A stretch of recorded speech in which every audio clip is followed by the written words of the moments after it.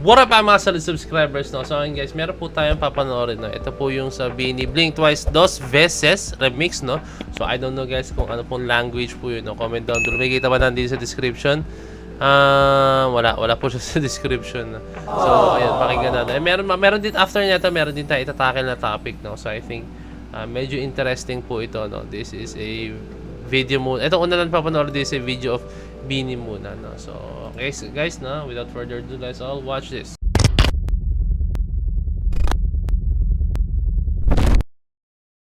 Okay, tingnan natin kung may twist to, no? Kung may hindi ba sila. Okay, tara. Baby, he's just looking at me. Si me está pensando o solo mirando, pero me guiño el ojito y me está gustando. Me voy pegando con un par de tequila. Yo no soy fácil, baby, ponte la pila. Oh! So I think ano siya. Hindi ko alam kung paano sila nag-collab or baka this is a fan-made. Pero hindi. BINI mismo or baka pwedeng ginawa ng fan siya pero nagustuhan ng BINI and then sinama nila mismo talaga. No? Okay? Pwede naman. Pero ang ganda rin ng pagkakagawa. Like, nagbe-blend in po talaga siya no, sa kung paano po umatake po talaga ang BINI. No? So, panoorin natin yan. Kailan yan? March 14. Also, Friday po siya. No? So, abangan po natin yan guys. Okay? Okay, next natin is this is a video of credits to this is a video credits to P-Pop Insider na. Okay, tara panoorin na po natin to guys, no? Let's go.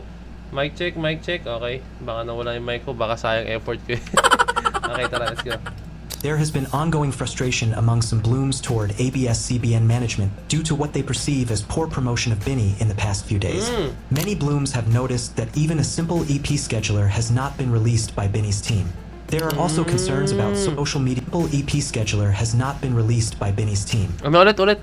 Many Blooms have noticed that even a simple EP scheduler has not been released by BINI's team. Oh, okay.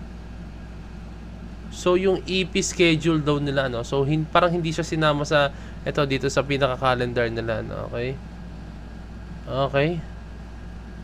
So I think they are referring po sa yung na-release po ng BINI na etong kailan lang, no. 'Di ba nag-release sila sa YouTube nila, no, ng mga kanta. Actually, hindi pa napakinggan yun. Pakinggan natin yun, okay.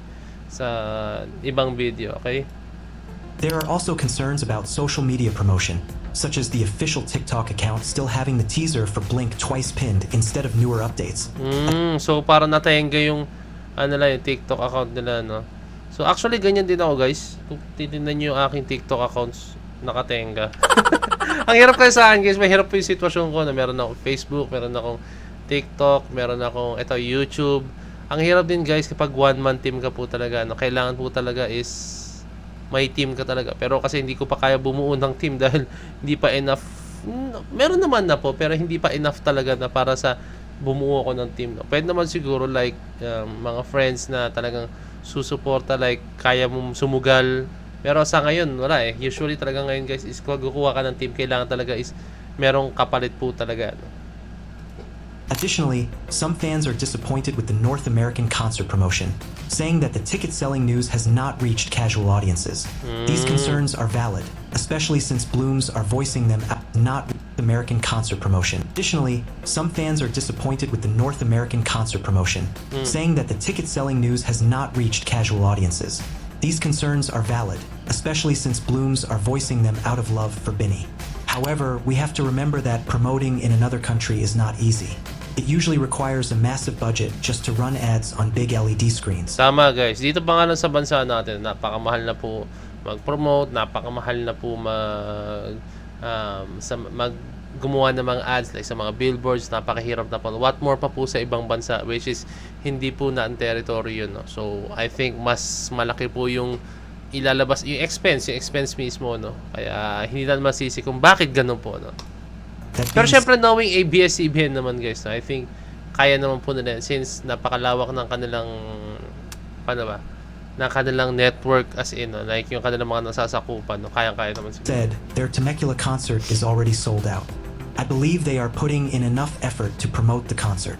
Recently, BINI was interviewed by Billboard to promote their latest EP, which is a huge deal since Billboard is a major media platform, and that kind of exposure doesn't come for free. Honestly, I'm not too worried about the concert and enough effort to promote the concert. Recently, Binny was interviewed by Billboard to promote their latest EP, which is a huge deal since Billboard is a major media platform, and that kind of exposure doesn't come for free. Honestly, So, sinabi ko sa inyo kanina, no? So, kung gagawa rin ako ng team, kailangan, hindi talaga free lahat, no? So, parang ganun din, lahat ng bagay ngayon, kailangan mo is, kailangan talaga, meron talagang kapalit, no? Like, yan. Pera. Yun mo talaga, no? Wala na I'm not libre sa too panahon worried ngayon. about the concert since ABS-CBN is experienced in the North American market and has many TFC subscribers who can serve as an audience base. Ayan, sabi ko sa inyo, di ba? Ang ABS-CBN naman is experience sila sa ganyan. No? So, tama, sakto rin sinabi ko kanina. No? Yun. Experience naman sila and alam mo yun, no? Meron sila mga TFC pa po talaga. No? Tama? TFC sa CBN is experienced in the North American market and has many TFC subscribers who can serve as an audience base. Tama, no, di ba? So, pero ang hirap lang nun, guys. Hindi naman lahat ng TFC subscribers is like kaya ang Bini, no? Although na alam na, dito sa bansa natin, super duper mega ultra kaya po talaga ang Bini, no? Pero sa ibang bansa, hindi pa po talaga lahat, no? Hindi pa po talaga lahat, no? So, yun magiging challenge po sa ating girls, no? There are still plenty of tickets available because the selling has just started. We need to wait for results before jumping to conclusions. The only downside I see right now is the promotion of their latest EP. I believe they could have done better, at least from my perspective. A simple EP scheduler could attract casual listeners and generate curiosity about the upcoming release, just like what happened with their last album. But remember Blooms, we don't see everything in their latest EP. I believe they could have done better, at least from my perspective. A simple EP scheduler could attract casual listeners and generate curiosity about the upcoming release, just like what happened with their last album. But remember, Parang ano lang yun, guys, isipin nyo, no? Pag gumawa ng teaser, pag gumawa po ng post ng ganito, no? Kahit nga lang mag-post ka sa Facebook, sa social media, any social media, no? Ma-notify ng ganito, no? So, alam mo yun, may abangan sila na. Pero kasi pag bigla ka nag-release ng hindi nila alam, no? So, may tendency na hindi lahat magiging updated sa mga nangyayari, no? Lalo na pag sabay-sabay mo siya in-upload, no? So, yun lang naman, pero hindi natin alam, baka meron silang diskarte na hindi natin alam, no? remember Blooms, we don't see everything that goes on behind the scenes. Ranting about promotion may not be the best approach right now. Instead, you should focus on streaming rather than complaining. Not every release will be an instant hit, just like Tama. their previous album. Our role as fans is to boost and elevate the streams. Don't get me wrong, your concerns are valid. However, we should wait at least a month to see the ticket sales results because ABS-CBN surely has a plan in place. A lower stream count does not automatically mean poor promotion. The official pages are constantly updating and highlighting the new EP's achievements. For now, let's stop the rants and focus on streaming. Also, get ready for their local EP release because it's bound to be another big one.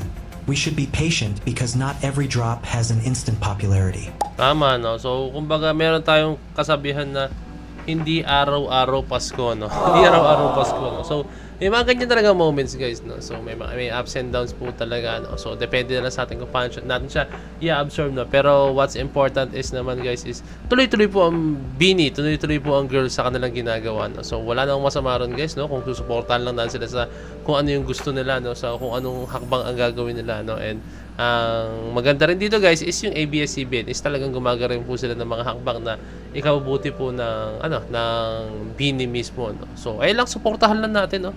Hayaan na po natin yung ABS-CBN sa kung anong gagawin nilang hakbang, no? Kasi hindi naman sila gagawa ng hakbang na ikasisira po ng Bini, no? So, I think meron silang mga ginagawa pa mga trial and error pa po talaga. Napakarami po talaga yan. I'm very, very sure, no?